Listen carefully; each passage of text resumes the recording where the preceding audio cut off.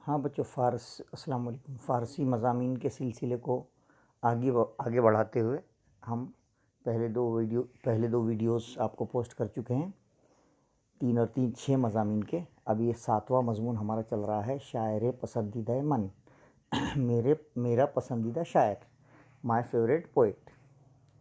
چلیے، سوال نمبر 5 ہم پڑھ رہے ہیں، تحریری مہارت، جس میں مضامین بھی آتے ہیں۔ ڈاکٹر علامہ اقبال شاعر پسندیدہ من است۔ ڈاکٹر علامہ اقبال میرے پسندیدہ شاعر ہیں۔ امروز شہر سخنوری او تمام عالم را گرفتہ است۔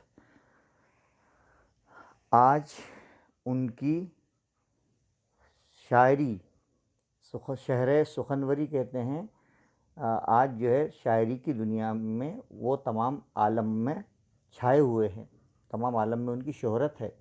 علامہ اقبال در 1877 در مقام سیالکوٹ پیدا شد۔ علامہ اقبال 1877 میں سیالکوٹ میں پیدا ہوئے۔ در لاہور تعلیم گرفت، لاہور میں تعلیم پائی۔ در گورنمنٹ کالج معلم شد، گورنمنٹ کالج میں معلم ہو گئے، استاد ہو گئے۔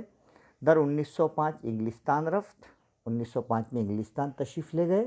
وہ اعلیٰ اسناد طب وہ وکالت حاصل کرتا، اسناد جمع ہے سند کی، یعنی ڈگریاں، اور ڈاکٹری اور بیرسٹری کی اعلیٰ ڈگریاں حاصل کی۔ چھٹا جملہ، بعد از سیاحت ممالک اسلامیہ بہند آمد و وکالت را آغاز کرد۔ ممالک اسلامیہ کی سیاحت کے بعد ہندوستان آئے اور وکالت شروع کی، وکالت کا آغاز کیا۔ از طفلے بچپن سے ہی ذوق سخن بود، ذوق یعنی شوق، سخن یعنی شاعری کا، بود یعنی تھا، بچپن ہی سے آپ کو شاعری کا شوق تھا۔ در زبان فارسی چنی اشعار قلم بند کر دی، اور فارسی زبان میں عمدہ اشعار کہے۔ در فارسی زبان چنا قدرت یافت، فارسی زبان میں اتنی قدرت، اتنی مہارت تھی کہ ایرانیاں ہما اورا شاعر ملت خود تسلیم کرد، کہ اہل ایران بھی آپ کو اپنا قومی شاعر مانتے تھے اور مجبور ہو گئے تھے قومی شاعر ماننے پر۔ اسرار خودی، رموز بے خودی، پیام مشرق، زبور و عجم وغیرہ اہم تصنیفات او بود۔ اسرار خودی، رموز بے خودی، زبور و عجم، پیام مشرق آپ کی اہم تصنیفات ہیں، یعنی آپ کی اہم کتابیں ہیں جو آپ نے لکھی ہیں۔ مجموعہ ہائے کلام او تمام عالم اسلام را یک پیام است، آپ کا کلام پورے عالم اسلام کے لیے ایک پیام ہے۔ تو اس طرح سے یہ مضمون بھی بہت امپورٹنٹ ہے، ایگزام میں آتا ہے، شاعر پسندیدہ من۔ ٹھیک ہے، اس کی بھی 10 جملے آپ اطمینان سے پڑھ لیجئے، یاد کر لیجئے، اور میننگ کے ساتھ پڑھیے۔ یعنی فارسی پڑھنا، کسی بھی زبان کو اگر اس کے معنی و مطلب کے ساتھ پڑھا جاتا ہے تو وہ آسانی سے سمجھ میں آ جاتی ہے، رٹنے کی آپ بالکل کوشش نہ کریں۔ اگلا مضمون نمبر 8، تاج محل۔ تاج محل قشنگ ترین عمارت ہند است۔ قشنگ ترین کہتے ہیں خوبصورت ترین کو، پوری دنیا میں جو ہے آپ دیکھتے ہیں کہ تاج محل بہت خوبصورت عمارت ہے۔ تاج محل جو ہے ہندوستان کی خوبصورت ترین عمارت ہے۔ نہ تنہا در ہند این ساختمان یکی از قشنگ ترین عمارت ہائے جہاں است۔ نہ صرف ہندوستان میں بلکہ پوری دنیا میں یہ سب سے زیادہ خوبصورت عمارت ہے۔ تاج محل در شہر آگرہ در کنارے آبرود جمنا واقع است۔ تاج محل آگرہ شہر میں دریائے جمنا کے کنارے واقع ہے۔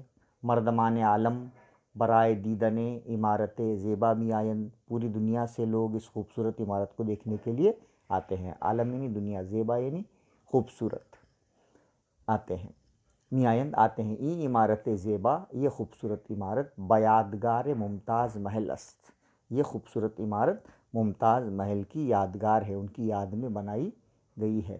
ممتاز محل ہمسر بادشاہ شاہجہاں بود، ممتاز محل شاہجہاں کی ہمسر یعنی بیوی تھیں۔ شاہجہاں ممتاز محل را خیلے دوست دارد یعنی محبت کرنا، شاہجہاں ممتاز محل سے بہت محبت کرتا تھا۔ از فرمان شاہجہاں تاج محل ساختہ شدہ است، فرمان کہتے ہیں حکم کو، شاہجہاں کے حکم سے ہی تاج محل کو تعمیر کیا گیا۔ تمام عمارت از سنگ مرمر ساختہ شدہ است، پوری پوری عمارت، تمام عمارت سفید پتھر سے، جسے سنگ مرمر کہا جاتا ہے، اس سے بنائی گئی ہے، تعمیر کی گئی ہے۔ ممتاز محل و شاہ جہاں در تاج محل مدفون اند، ممتاز محل اور شاہ جہاں دونوں تاج محل میں مدفون ہیں، یعنی دفن ہیں۔ حقیقتاً تاج محل یکے از عجوبہ ہائے دنیا است، حقیقت میں تاج محل دنیا کا ایک عجوبہ ہے، ایک عجائب جتنے ہیں دنیا کے اس میں سے بھی ہیں۔ حسنش، اس کا حسن، در شبہائے مہتاب، چاندنی رات میں افزوں می گردد، اور اضافہ ہو جاتا ہے، چاندنی رات میں تاج محل کی خوبصورتی میں اور حسن میں اور اضافہ ہو جاتا ہے۔ تو اس طرح سے ہم نے دیکھے تاج محل کے یہاں پہ 12 جملے۔ تاج محل قشنگ ترین عمارت ہند است، نہ تنہا در ہند ای ساختما یکے از قشنگ ترین عمارت جہاں ہائے جہاں است۔ تاج محل در شہر آگرہ در کنارے آب رود جمنا واقع است، مردمان عالم برائے دیدن عمارت زیبا می آیند، این عمارت زیبا بیادگار ممتاز محل است۔ ممتاز محل ہمسر بادشاہ شاہ جہاں بود، شاہ جہاں ممتاز محل را خیل دوست دارند، از فرمان شاہ جہاں تاج محل ساختہ شدہ است، تمام عمارت از سنگ مرمر ساختہ شدہ است۔ ممتاز محل و شاہ جہاں در تاج محل مدفون اند، حقیقتاً تاج محل یکے از عجوبہ ہائے دنیا است، حسنش در شب ہائے مہتاب افزومی گردد۔ اس طرح سے آپ اس کو پڑھیے، اور مضمون پڑھنے میں آپ کی آسانی یہ ہوگی کہ مضمون بھی حل ہوں گے، اور آپ ان مضامین کو اپنے اسائنمنٹ میں بھی لکھ سکتے ہیں۔ تو بہتر طریقہ یہ ہے کہ آپ اس کو بہت اچھے سے یاد کیجئے اور اسائنمنٹ میں لکھ کر دیکھیے، تو آپ کے 2 کام ہو جائیں گے، اسائنمنٹ بھی بن جائے گا اور آپ کا مضمون کو یاد کر کے لکھا ہوا آپ کیسے لکھ رہے ہیں، کیا غلطی ہو رہی ہے، بھی آپ کو دکھ جائے گی۔ بچوں 9ویں مضمون کی طرف چلتے ہیں۔ تندرستی، ہیلتھ از ویلتھ، ہے نا، تندرستی ہزار نعمت است، تندرستی ہزار نعمت است، تندرستی ہزار نعمت ہے۔ تندرستی از عطیات ربانی است، کہ خدائے بے قیمت انسان ضعیف را بخشیدہ است۔ تندرستی خدا کا وہ عطیہ ہے جو خدا نے کمزور انسان کو عطا کیا ہے۔ انسان نے چیزیں برتر از تندرستی ندارت، انسان کے پاس تندرستی سے بڑھ کر کوئی چیز ندارت یعنی نہیں ہے۔ صاحب فراش از لذت دنیاوی اصلاً بہرور نمی شود، ہے، یعنی کام کی قدر بیکار انسان سے پوچھیے، اور صحت کی قدر بیمار سے پوچھیے۔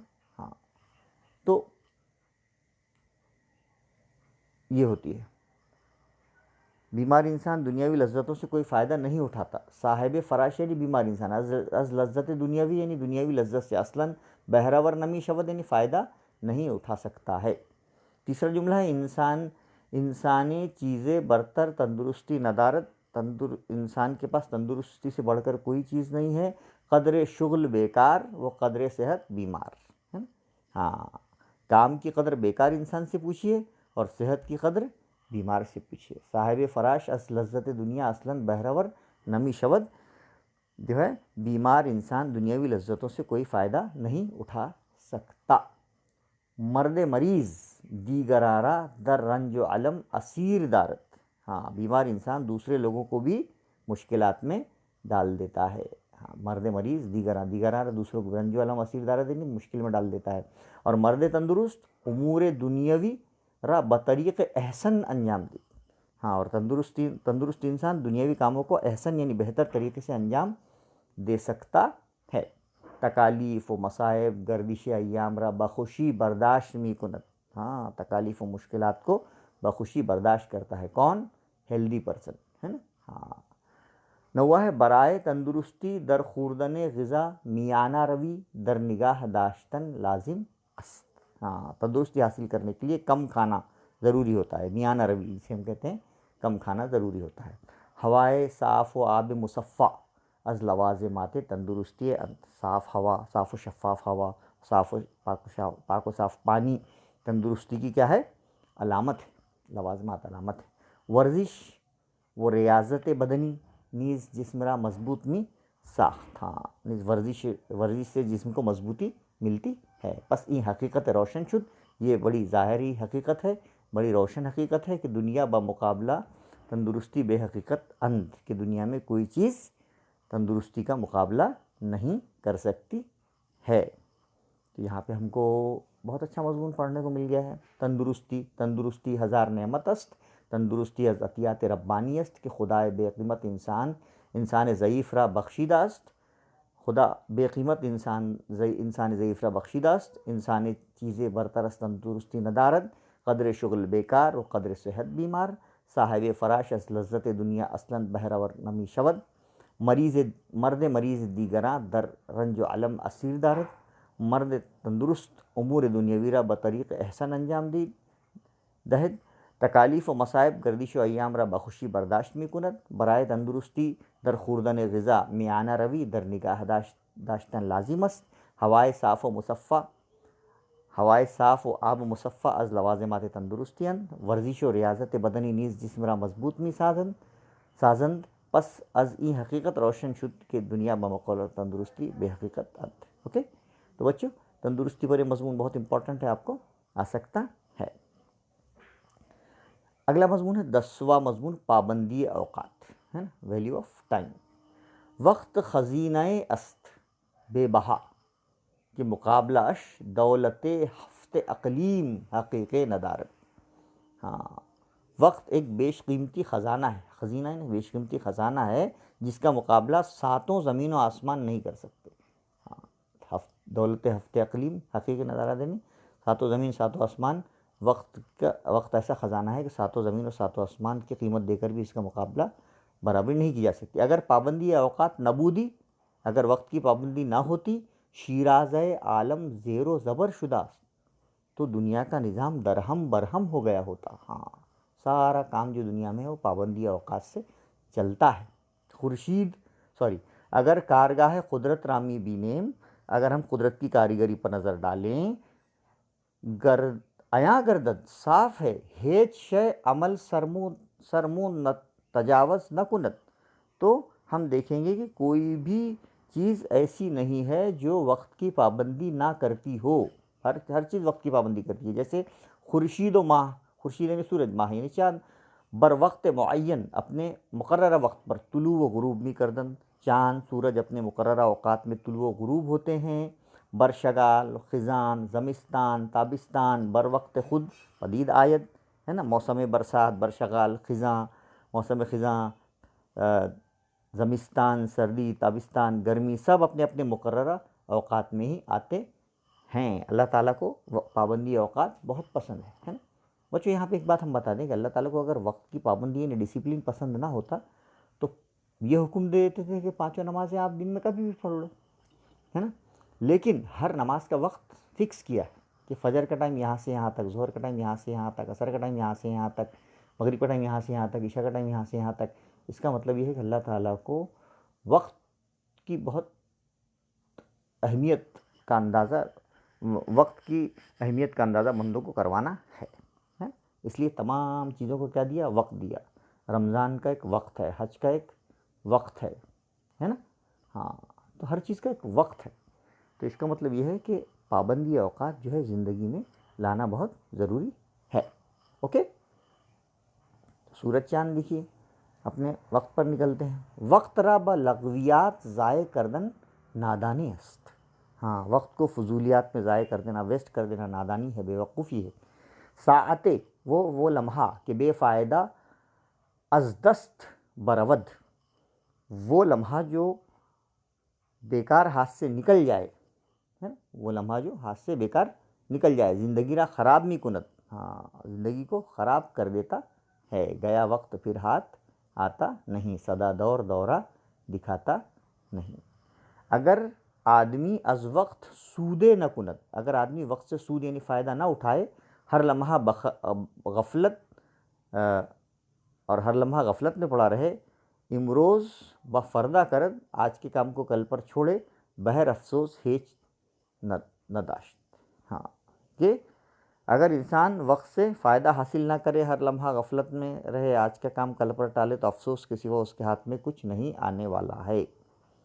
پس لازم است، اس لیے ضروری ہے کہ حساب از ہمی یک نفس کن کے ہست، کہ ہم ایک ایک لمحے کا کیا کریں؟ حساب کریں، احتساب کریں، انالائز کریں اس کو.